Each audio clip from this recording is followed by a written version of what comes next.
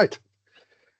So let's kick off. Why is insulation important? Well, you can see there that obviously it's going to reduce the need for heating and cooling. And at this time of year, obviously the heating is a prime concern. Are you going to save between 15 and 45%? Who knows? It's almost impossible to know because there's such a variety of homes in this country that, but you know, you could easily see where you could save even more than that. The other things that's going to happen is insulation is going to make your home a lot more comfortable to live in. It's going to be easier to maintain a more constant temperature inside. And the Healthy Homes Project, you know, found that it actually, in social housing, it reduced hospital admissions, you know, by $800 per person per year, which is just phenomenal. And use less energy, obviously, reduce your environmental impact. So more comfort, less dollars, and better for the environment.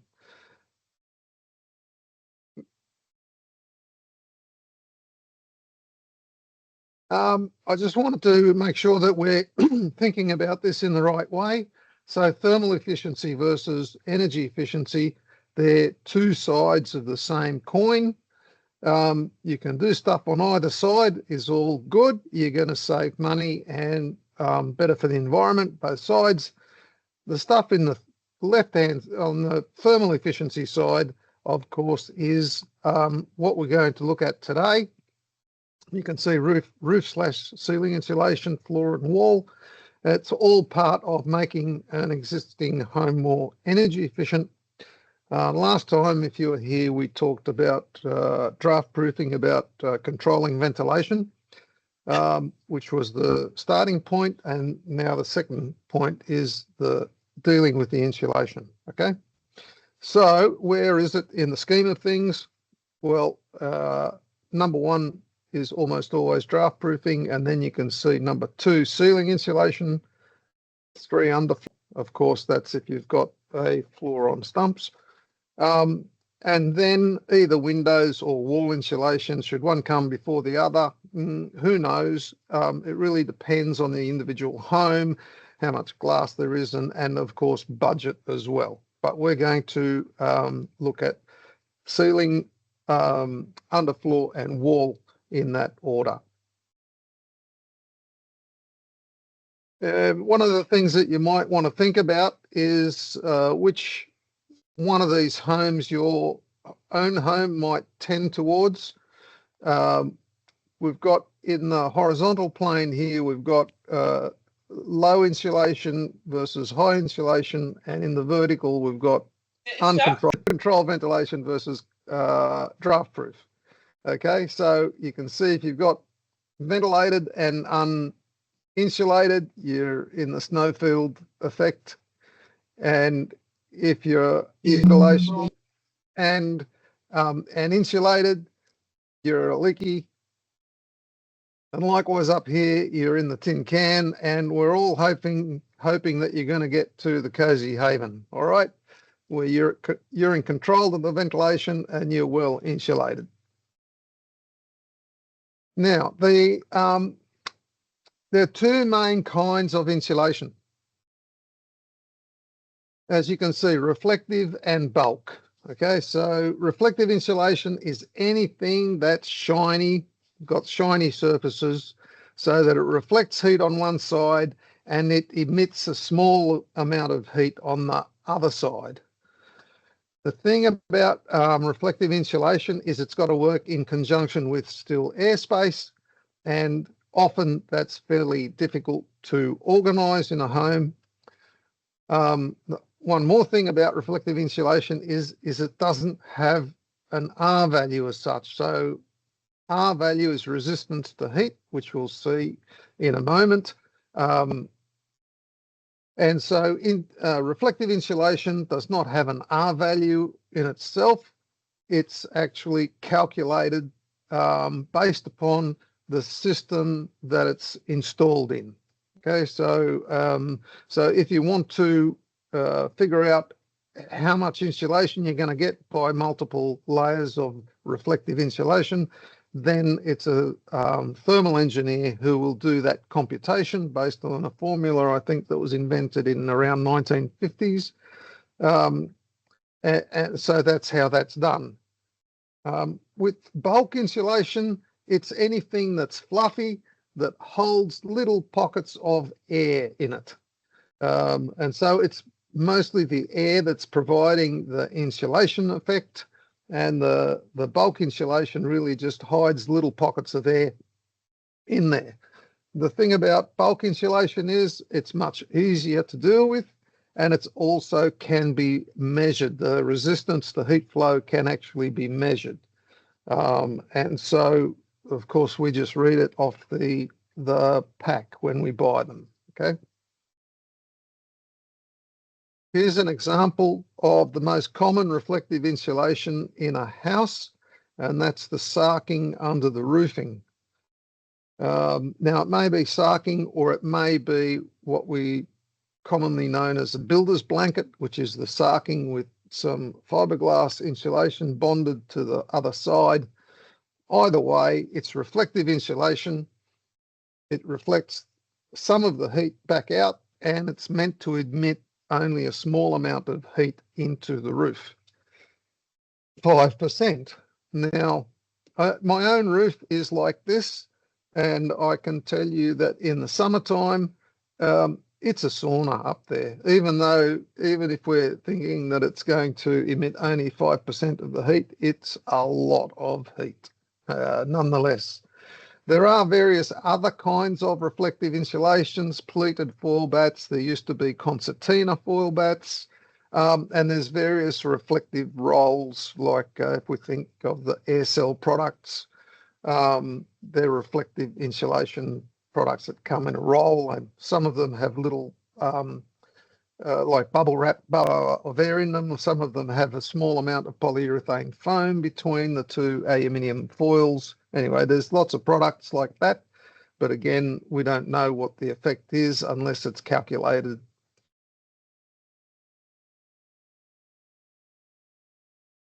So bulk insulation, here we see a few different kinds.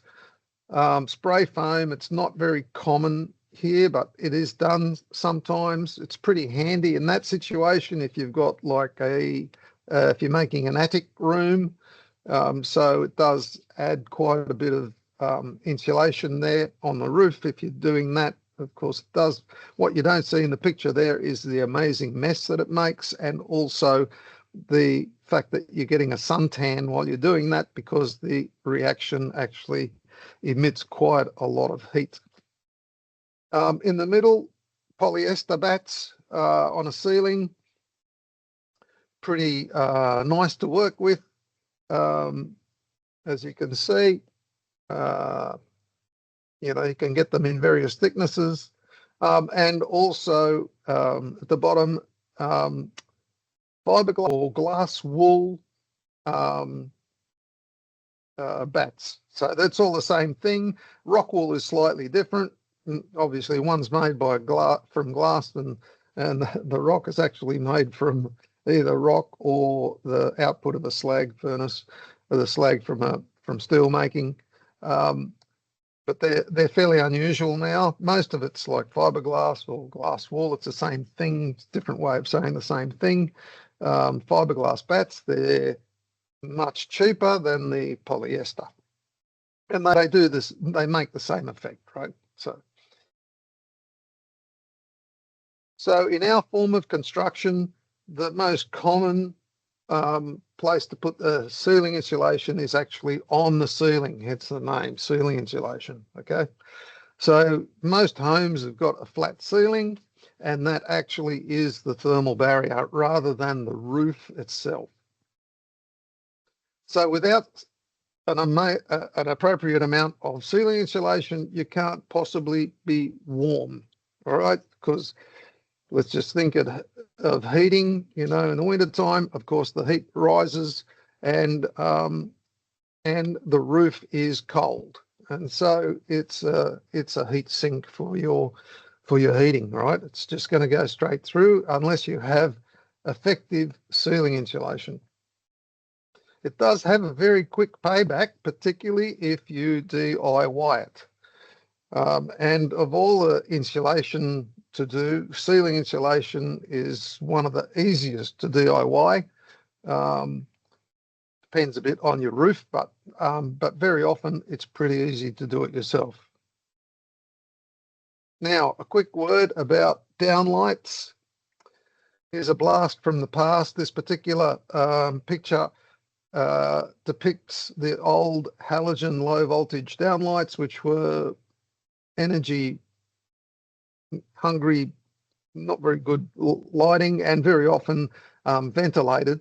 But what you see here is great big chunks of insulation that have been displaced because of the downlights. Okay, and where are they? They're just sitting there.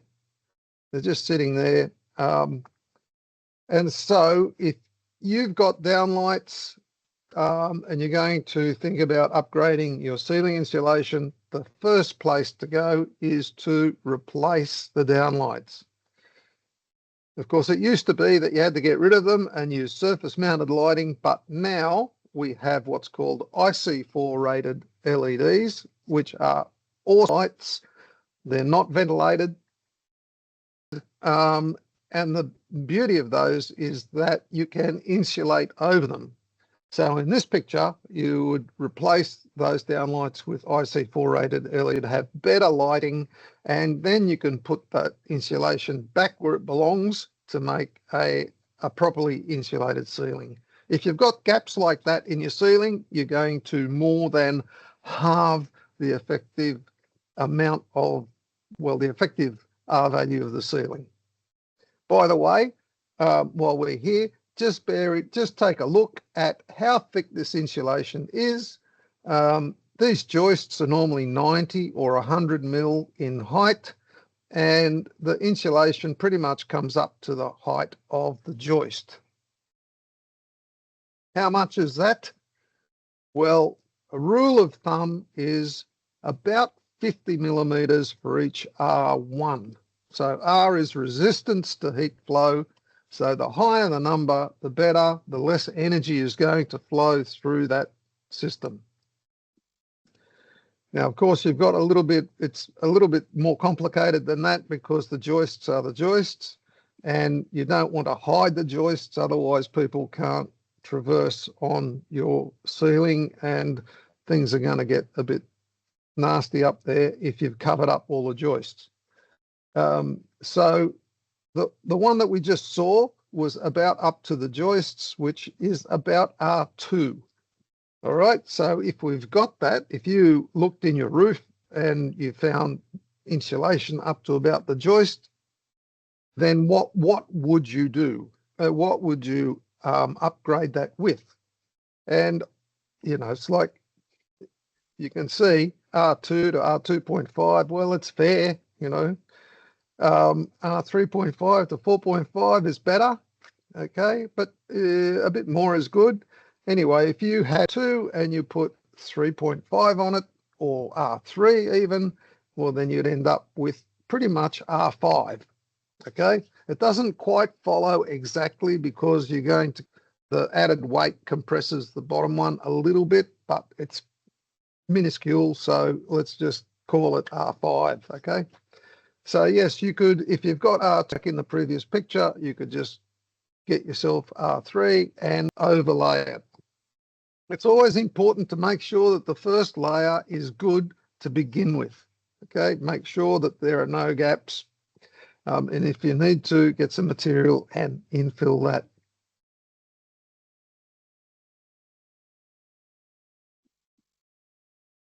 After the ceiling insulation, well, the next port of call is underfloor.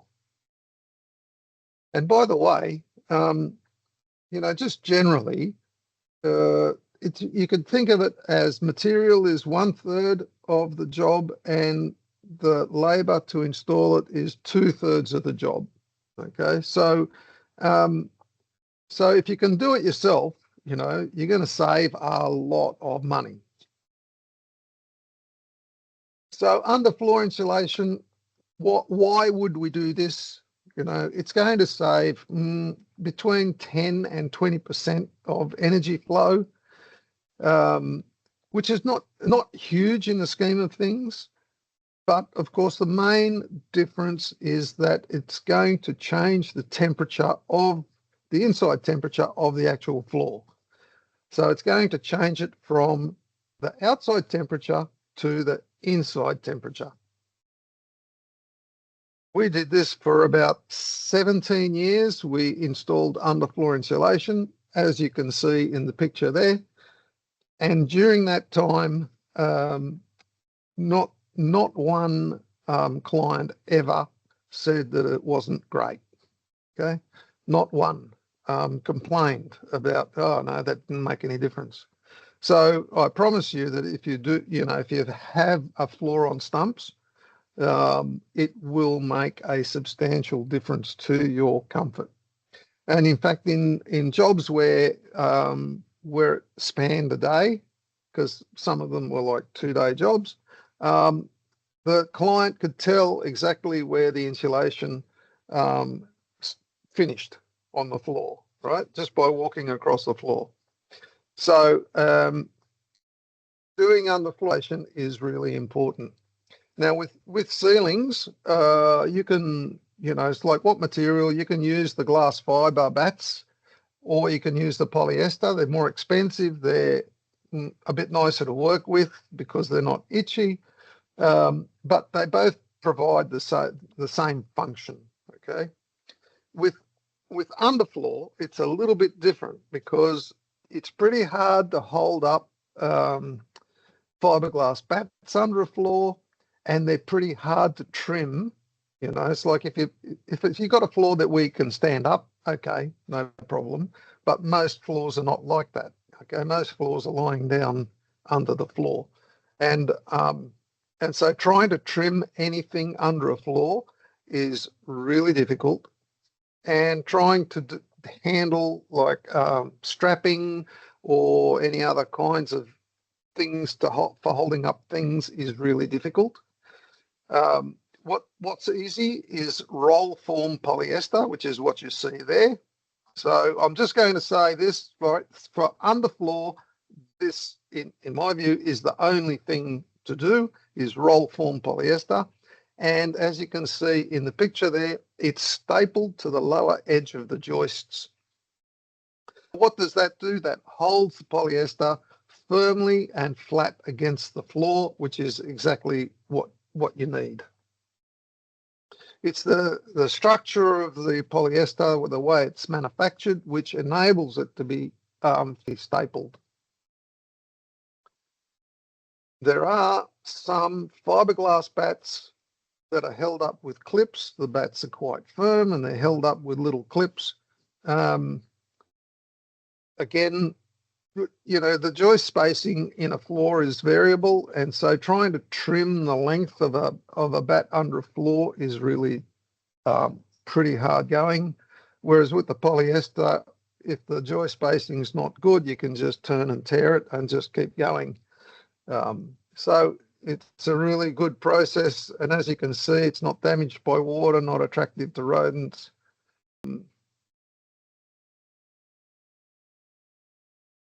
So that's the idea, is to achieve a flat surface against the floor.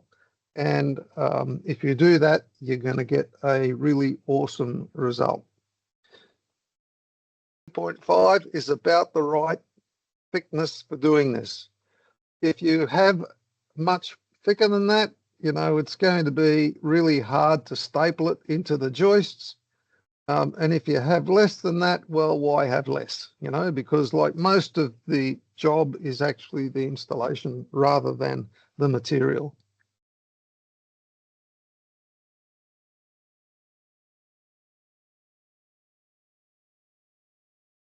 Walls, there's a fair bit to say wall insulation. You can see that if you take the side off your house, it's pretty easy to fit wall insulation.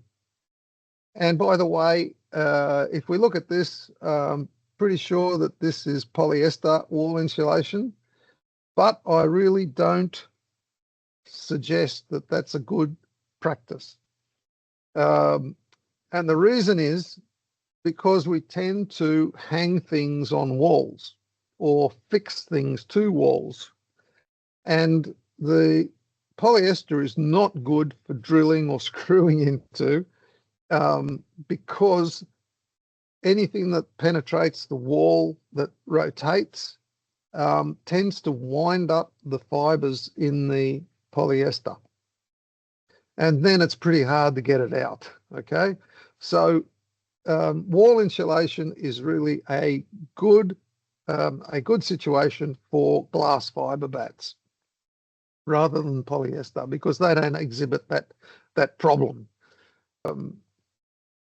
So if you're taking the side off your house, all right, awesome, put the insulation in, but most of us don't do that. So how are we going to get some wall insulation? Well, the first thing, how do you know if you've got wall insulation? What's inside your walls? All right. So the best way to have a look in a wall is to remove a power point or a light switch from an external wall. Usually a power point's a good place to go. Of course, you might want to get an electrician to do that. And of course, turn the power off to do that. And then have a torch and get some pictures. You know, we've all got a mobile phone that take amazing pictures these days. And so that's a good way to find out what is actually in the wall. So if you've got, for example, a brick veneer wall, and you look through there and you can see the bricks, that is awesome, because there's absolutely nothing in there whatsoever. And that means that you can get a really super result when you insulate the walls. So how would we insulate the walls? Well, if you've got weatherboards, you can maybe take weatherboards off and put bats in from the outside. In my own home, I took the plasterboard off on the inside. This was many, many years ago, and insulated that way. That's a successful way to do it, but it's a lot of work to make good all the walls again, and it's a lot of plastering and decorating. So a better way is usually to have it pumped in.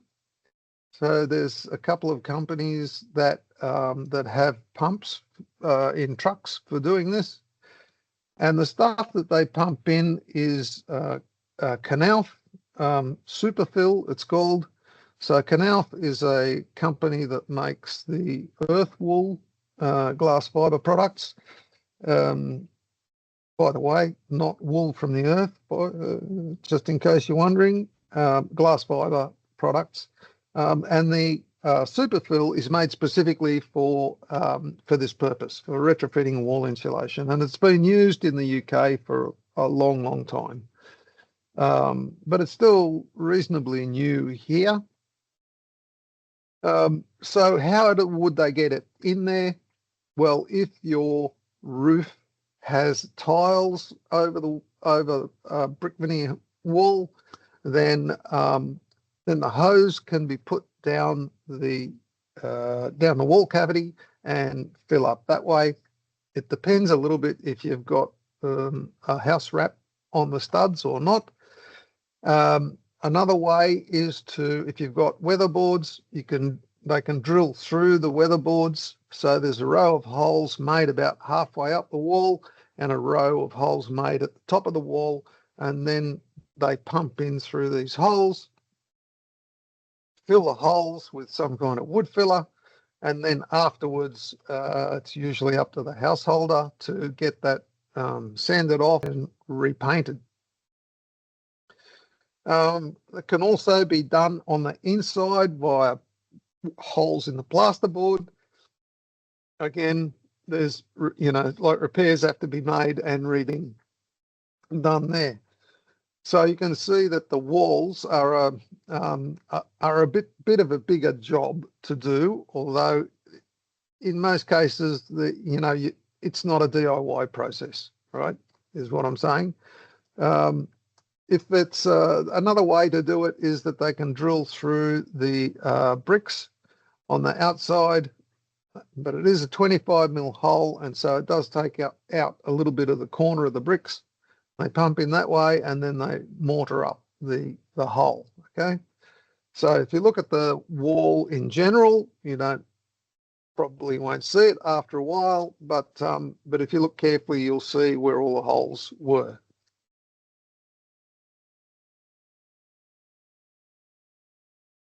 So here's a comparison chart for a bunch of products. You can see on the polyester side, we've got Polymax that's made by CSR, or the Ortex product, which has been around for a long time. In the fiberglass side, we've got Bradford Gold, Fletcher's Pink Bats, and this is Knauf. Okay, we've also got some expanded foam products, foil board, which is a thin board of polystyrene with aluminium bonded on each side, and so that is actually an example of a reflective product. Okay, and X-Pol, which is just straight expanded polystyrene foam. You probably know that because they used to advertise quite a lot. And so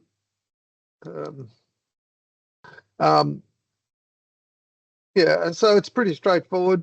It's just expanded polystyrene without anything else. Okay. So in terms of fire rating, yes, they all meet the fire rating. They're all fire rating compliant. In terms of rodent resistance, we've seen Underfloor, we've seen various bats that have been glass fiber bats that have been taken away by rodents, and just bits and pieces left. We've seen wood that's fallen down. We've seen this that's fallen down. Okay. In terms of water resistance, the polyester is inherently water resistant. You can soak it in water and it'll absorb a little bit of water, but it gives it up. It doesn't hold it. And once dry, it's original, right? It's in its original format. The glass fiber ones, unfortunately, once they're wet, they're destroyed, and so they have to be replaced. Okay. The foil board's got glue in it, so don't really want to have it being in water.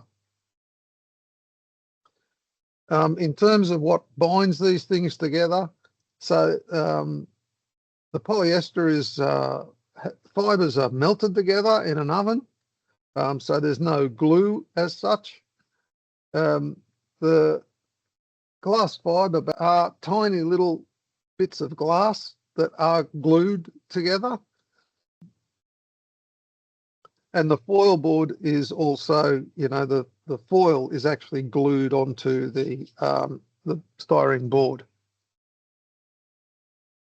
They're all non-toxic. The glass fiber ones, well, the polyester use very long fibers, plastic fibers, so that they're not airborne. They're not, it's basically what you'd have in a pillow anyway. So they're pretty non-toxic from a use point of view. The glass fiber products are now what's called biosoluble, and that means that when you inhale the little glass fibers and glue, somehow they dissolve harmlessly in your lungs. So that's nice.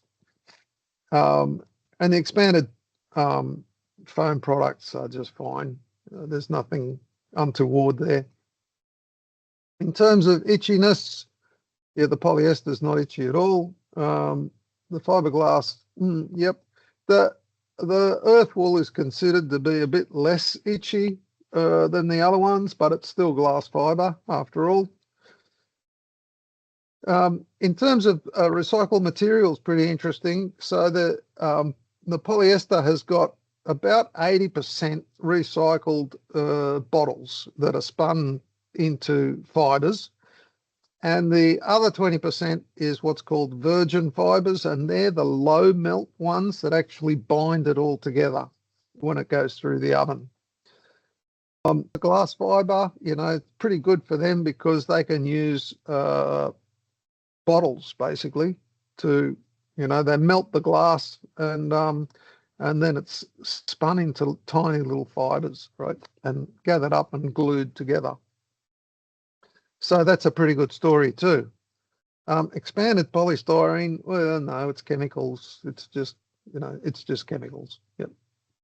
In terms of recyclable, the polyester's recyclable, fiber pretty much isn't. Well, we've got a question mark here for the foil board because of the foil. So, expanded polystyrene is recyclable, but they don't want to take it if it's got foil bonded to it. So, but there may be some places that do take it like that, but just not where I am. Okay, are we made in Australia? The only one that's not made here is the earth wool, the canal for earth wool, which I think is made in Indonesia, is the closest one here, and then it's shipped here.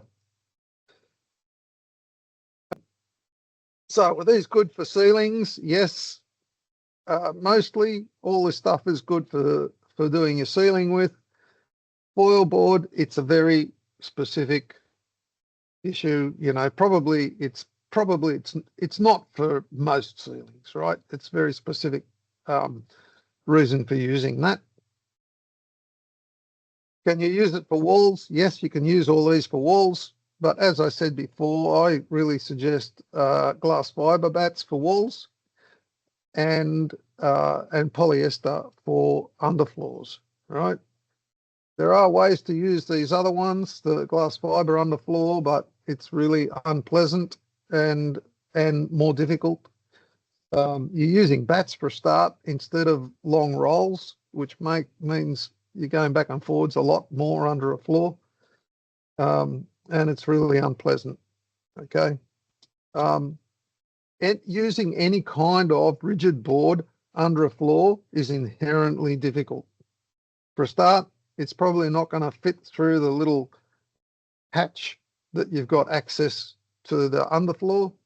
So, so that you can't use boards unless you're going to cut them into little bits, and then how you're going to use them under a floor. It's just, just not good, I don't think. The X-Pole is made for underfloors. So it's got the little concertina kind of parts on the side so that you can snap them off, and it fits a range of joist sizes, and they do come in different sizes as well for different joist spacing.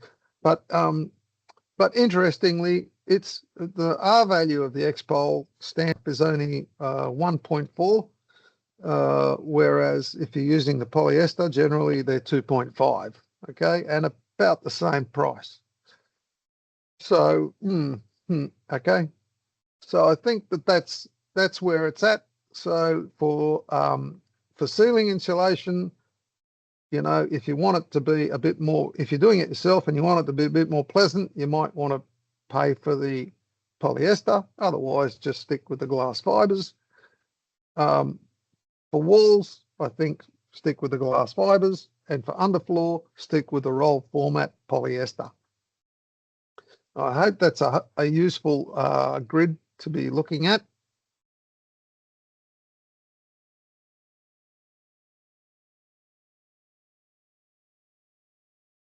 With me. And now some resources that you might want to look at some stage.